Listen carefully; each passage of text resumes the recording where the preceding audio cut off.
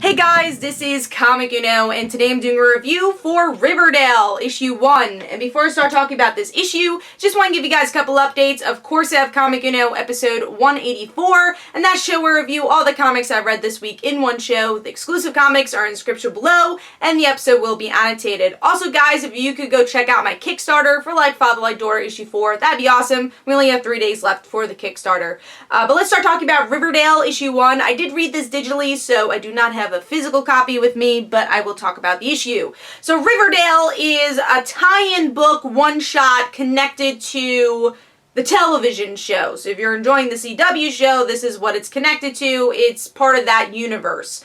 It looks like we are going to get an issue 2, so even though this is stated as a one-shot, I'm guessing we're getting another issue, so we're going to see more Riverdale. But this definitely acts as a one-shot. It's a prequel to the television show, which is interesting because the television show is all about not knowing what happened on July 4th and not knowing what happened with our main characters, but this actually gives you a couple of clues, and this is written by the executive producer, the showrunner of Riverdale. So if you enjoy Riverdale, you are really interested in the mystery, I recommend this issue, because it's kind of giving you more clues than the actual TV show is giving at this point. So we get to see all 4 of our main characters have a story. So we have Archie have his own story, Betty, Veronica, and Jughead. What were they up to during the summer that Jason Blossom died? Archie, it was him discovering his music, and also, working for his father, and the blossoming relationship he had with his teacher. Then we have Veronica dealing with what happened with her father, and then having to move to Riverdale, but we don't really get to see that because that's more for the show. And then Betty having this internship in California, but it was nice we learned a bit more about Polly and her relationship with Polly. It seemed like they were closer than they actually seemed to be on the television show.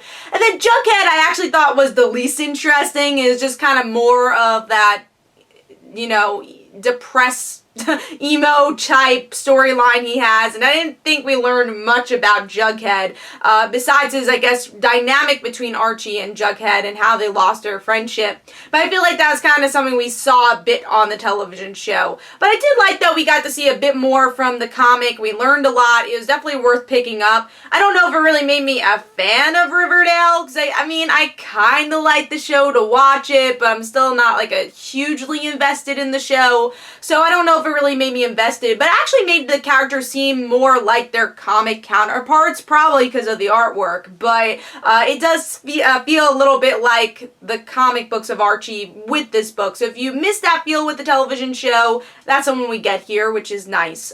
So overall, I gave the issue 3.5 stars. I do think it's worth picking up. It's a little lengthy if you're not totally invested in the show, but I do think it's worth it if you are watching the show by any means. So hopefully you guys enjoyed. This is Comic Uno. Don't forget to follow me on Twitter. Don't forget to like my Facebook page. Also, description below, there are links for my comic book, Like Father, Like Daughter. And don't forget to like the Facebook page of Like Father, Like Daughter. And I'll see you guys later.